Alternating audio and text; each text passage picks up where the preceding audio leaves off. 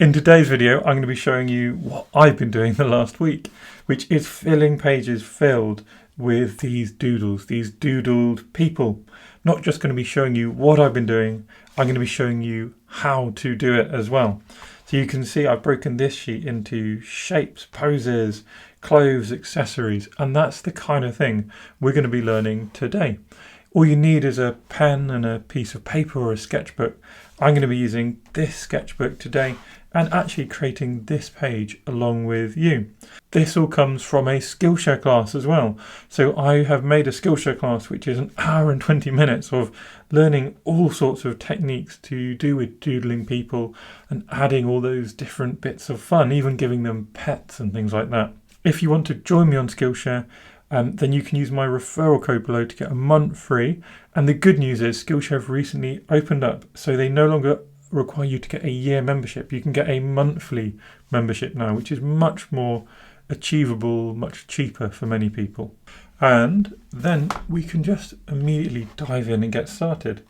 Now, the idea of these doodle people is to make life really simple and just have a bit of fun. And we start really simply, and we can just look at how to make the simplest doodle person, and that is a couple of shapes. So we've got like a circle, a triangle, give them a couple of little legs, give them an arm, and already we've got one person, and we're starting to lose that white paper fear. But the idea here is, I said, imagination. So you start to stretch the shapes you're using. So let's just try a few where we do square and square. And maybe we can just go, what happens if we move the arms and the legs around? Are we starting to get a bit of life? What happens if we have a circle and a circle? And again, are we starting to just develop a different idea about our person, about who they are, what they might look like in real life? We can do semicircles and make them short and stout. We don't have to finish off our shape, so we can have a kind of idea that maybe this is a triangle, but we're not going to completely finish it. And that gives us, again, a little bit more of a kind of character to work on. So start off with simple shapes, move them around, change how you connect your shapes, how you finish them. And then as you go on, you can start to rotate your shapes. So now, instead of having our person facing us, perhaps we've got them kind of pointing away. Here's our little cube man pointing that way, away from us.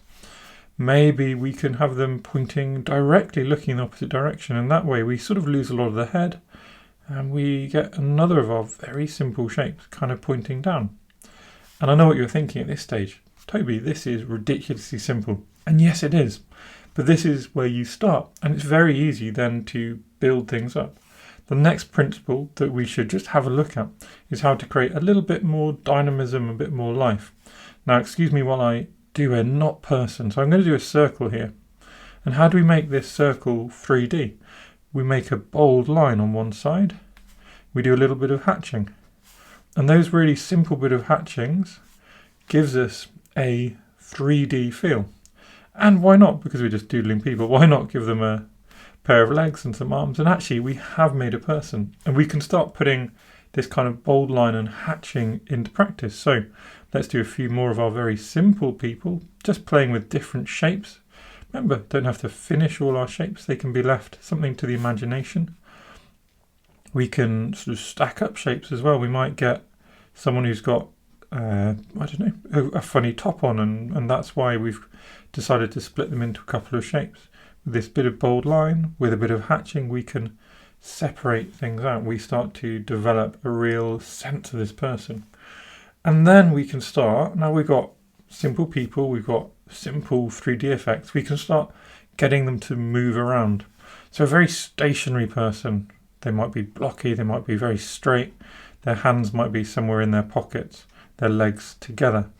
So we've got our very stationary person. Then we just start to get them to move a little bit.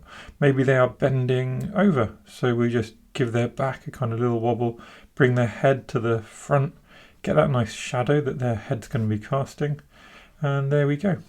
Perhaps they are sort of fidgeting on the spot. So now, instead of having a really straight pose, they're going to be sort of slightly ragged, and their legs might just be sort of crossing over themselves like that. maybe they're feeling a bit impatient. So they're sort of sat here, they're in their suit, so they got a little tie on, and they're not just sat there, they are kind of looking at the time on their watch, waving, being like, come on, what's going on? So now we're just starting to decide that very simple movements to the hands and the legs can create different poses. Let's jump on to our next line, and I'm just going to continue playing with how we can move the hands, move the legs, and invoke a different idea. Very simple thing would be to just get someone walking. So we just get one leg out in front of the other. Now they're kind of walking or bounding or hopping. There's a kind of a running feel to this person. So maybe we can give them a little rucksack as well. Maybe they're out on a little run with their rucksack, out on a hike, something like that. We can have them sort of more gently walking. So now we've experimented with wide apart legs. Perhaps with a gentle walk, all we need is just to have the legs slightly moving, slightly in front of each other. And you can keep experimenting. You'll get it right, you'll get it wrong. Eventually, you'll find the pose which for you is like, yeah, actually, this is a more convincing walk for our person. Maybe we want to get some kind of dancing poses in. So let's start imagining some fun kind of dresses. Not that all people dancing have to be women, but it's a nice little thing we haven't played with yet. And we can get the arms sort of moving around, and we can get the legs perhaps in a slightly different pose. Perhaps another one here. We'll do a little circle, we'll do a slightly different dress. And here we can have the legs sort of one out and one down. And then the arms can be reaching out. Again, if we go back and apply a nice, simple little bits of hatching, we'll hopefully start to get just a little bit more movement going on in our people. And we can just keep playing with silly, fun ideas like this and just see how you can develop different poses for your selection of little doodles. And just play, just move the arms, move the legs. Doesn't have to be any preconceived idea. You don't need any kind of references or anything like that. You can literally just dive in and go for it and have a bit of fun. Maybe let's start adding accessories. And what are accessories? Well, accessories are just, again, very simple shapes. So a fun one would be maybe someone out shopping. So let's give them a shopping trolley. So here we've got really simple shapes. There's also a bit of texture which comes with shopping trolley, isn't it? It's always got that little sort of hatched wire meshwork to it. You're always a bit bent over, so that's why we've got this person bending forwards. And maybe they're out there with their sort of kids who are also just going around looking around all the shelves and things. So we can suddenly put a couple of sort of children in here. Maybe they're reaching for things. Maybe they've got something in their hand. And we can just stack our shelves in the background here, absolutely full of things. And this way you can start building up your simple scenes and adding something else interesting into the mix. So just start imagining different things which might be in the wilderness around you. Maybe we've got a postbox, for example. Let's get this is a sort of classic postbox from Britain. Hopefully you can recognise that kind of red postbox feel. And then maybe someone's just coming along, they want to post a letter. So they got their letter in their hand, they're facing away from us. So we just shade their back to make that feel a bit more obvious.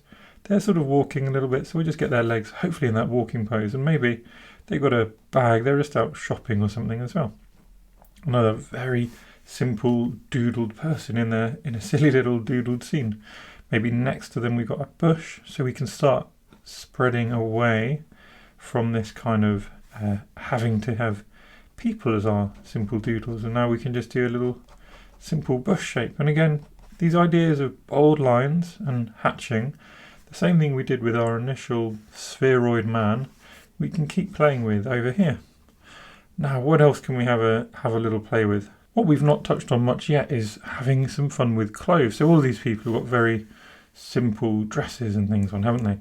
But what are clothes? Well, clothes are just really making little changes to the shapes that we're already using. So we can start imagining sort of long robes or gowns, things like that, just by adding a slightly different shape.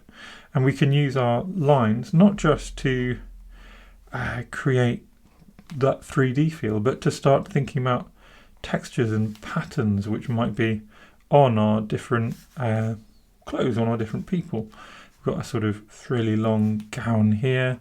Might try something else different next to them. Maybe this is more of a, I'm going to forget all my terms, but you'll hopefully pick it out. Someone in the comments can let me know what it is I'm trying to describe here. But I'm trying to get the idea of certain kinds of traditional dress that you might imagine seeing.